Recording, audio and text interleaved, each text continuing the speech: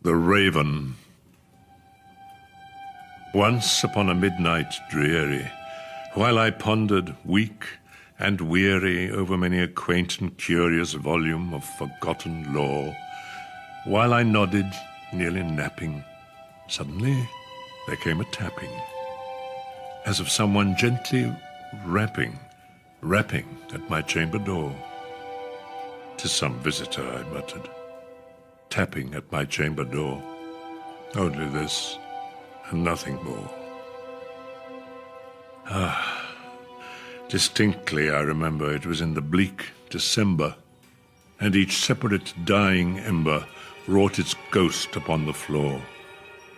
Eagerly I wished the morrow. Vainly I had sought to borrow from my books surcease of sorrow, sorrow for the lost Lenore, for the rare and radiant maiden whom the angels named Lenore. Nameless here forevermore.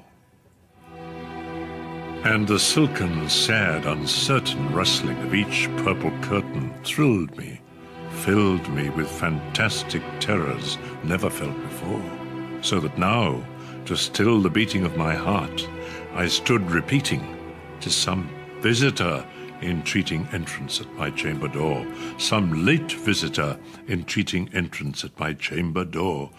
This it is, and nothing more." Presently my soul grew stronger.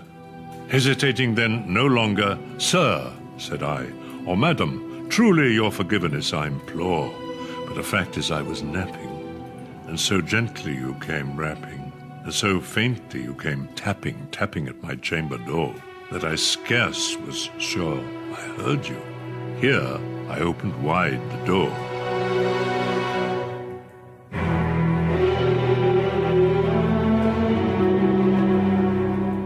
Darkness there, and nothing more. Deep into that darkness peering, long I stood there wondering, fearing, doubting, dreaming dreams no mortal ever dared to dream before. But the silence was unbroken, and the darkness gave no token, and the only word there spoken was the whispered word, "Lenore." This I whispered, and an echo murmured back the word, "Lenore." Merely this, and nothing more. Back into the chamber turning, all my soul within me burning, soon again I heard a tapping somewhat louder than before. "Surely," said I, "surely that is something at my window lattice. Let me see, then, what thereat is, and this mystery explore. Let my heart be still a moment, and this mystery explore. 'Tis the wind, and nothing more.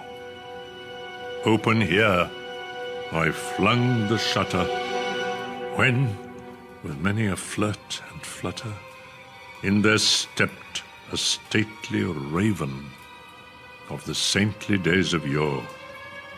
Not the least obeisance made he, not a minute stopped or stayed he, but with mien of lord or lady, perched above my chamber door, perched upon a bust of Pallas, just above my chamber door, perched and sat, and nothing more.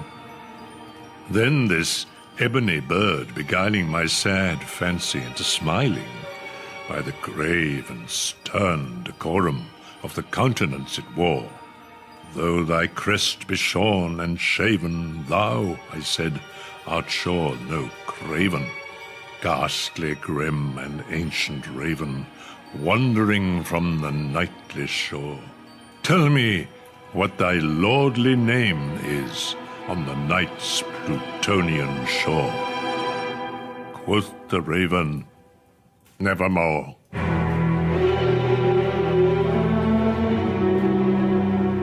Much I marvel this ungainly fowl to hear discourse so plainly, though its answer little meaning, little relevancy bore.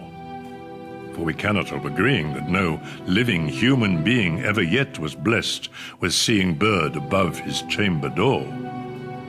Bird or beast above the sculptured bust above his chamber door, with such name as Nevermore. But the raven, sitting lonely on the placid bust, spoke only that one word, as if his soul in that one word he did outpour. Nothing further then he uttered, not a feather then he fluttered. Still I scarcely more than muttered. Other friends have flown before. On the morrow will he leave me, as my hopes have flown before? Then the bird said, Nevermore.